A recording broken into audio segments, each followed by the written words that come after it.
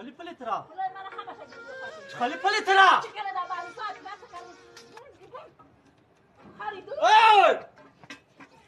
بخدا فکر رو چگی تنم کنم مثلا من ویران کنه حالی من یاد نتیگه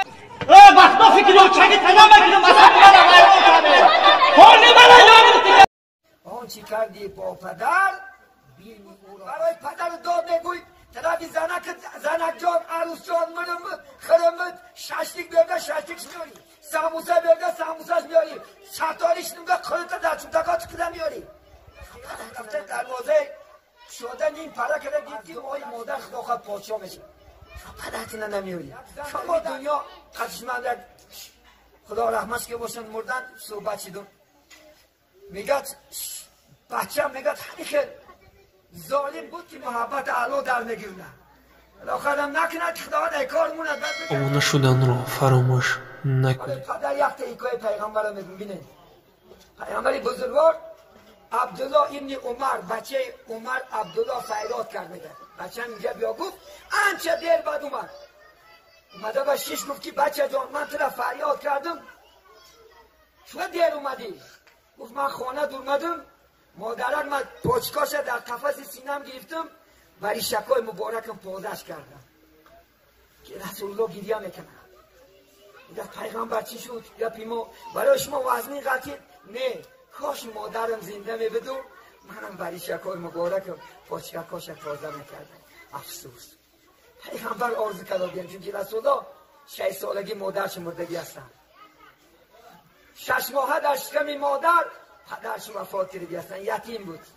کاش میگفت مادر زنده میبود و مثل تو ریشکاش چکا و پاچکاش بریشم تازه بکردم حسن بصری را بینید یکی عالمای برجسته اولیاء الله زمانش بود هر شب یک وظیفه داشتن وظیفهش همین شب یک بار رفتن مادرش خبر میگرفتن پاچکاش بریش مبارکش خوش رو پازه میکردن مادر جان پاچک غنیمت ایتنا چونکه پیغمبر حدیث رسول الله که الجنتو تحت اقدام الامهات جنت زیر پای مادران برادرات نبرار اگر مادرت ناراضی شد دنیات میسوزه نمازت عبادتت خیرت احسانت ولی بعضی زنهاش ایترش مادرش نمیبینه رفته همیشه خدا خواهد چون باشیده که ایترسی زنش مادرش فرد نمیپرسه از ترسی زنش مادرش پدرش خبر نمیگیره خدا خواهد پدر از بچه که میکشید همون حضرت نگد هر شب همین بود یک شب خانش مهمان اومد نگد حسن بصری رحمت الله علیه با مهمانا آواره شد نگد شب نگد به وقت برفته دروازه شده نیم پره کرده دید که مادرش خوابه دیش طاقت نکرد میگه سه که دور مدو خودپش بالا کرد میگه بریشاش پاچکاش پازه کرد و برمده شیش سحر دیدنش میگه از ریشاش یک صحابه شاگردش خواب دید میگه در خوابش هر یک تاری موش فرشته ها فرمده برمده گفت برای چی؟ گفت حضرت گفت میشه در خواب دیدیم تمام ریش شما فرشته ها برمده این همون خدمتی که برای من مادر میکنم از دعای مادر خدا خواهد پادشاه میشه از دعای مادر امروز بعد میشنیم پدر مادر رو پریزنوت ندارن آدم ها خدا خواهد یک بار یک بچه یک تا نکنه بعد میدونی خدا خواهد بچه یک کلان شد یک بار گو که بچه ما آدسته بیار پشالت بیار و یک بار میمری زنده میشه چون که پدر تا گفتگی آن چی کردی با پدر بینی او را از پیسر خدا خواهد از بچه که میبینی این جهان کو از فعل ما ندا باز می آید سوی ما عکسی صدا خدا خواهد 20 سال بعد 15 سال بعد خدا خواهد عکسای صدا که امروز برای پدر داد نگوید طرفی زنک جان عروس جان خرمت ششتیک بیرده ششتیکش میاری ساموسه بیرده ساموسهش میاری چطاریش نمگه خودت در چوبتکات کده میاری پدرتینه نمیاری شما مادرتینه نمیاری یک زن در این دنیا قدشمند خدا رحمتش که باشن مردن صحبت شدون میگد بچه هم میگد همیشه ظالم بود که میگد